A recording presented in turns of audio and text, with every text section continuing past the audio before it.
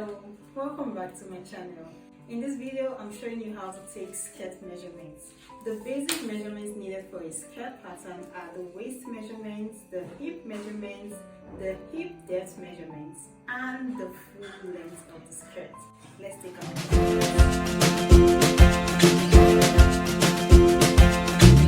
The important measurements we'll need for our basic skirt pattern are the waist measurements, the hip measurements, the hip depth measurements, and the length of our skirt. For the waist measurements, we take the tape round the waist, just a bit above the navel. Hold it firmly, and that gives us our waist measurements. For the hip, we're going to take the tape round the fullest part of the hip, the fullest parts.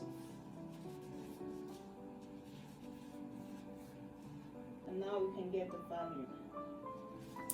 The next is the hip depth. That's the length from the waist down to the hip. Hip depth is mostly 9 inches, mostly for some people. Now for the full length of the skirt, for the basic skirt pattern, we're taking it down to the knee. So from the waist down to the knee. And we have our measurements. That's it.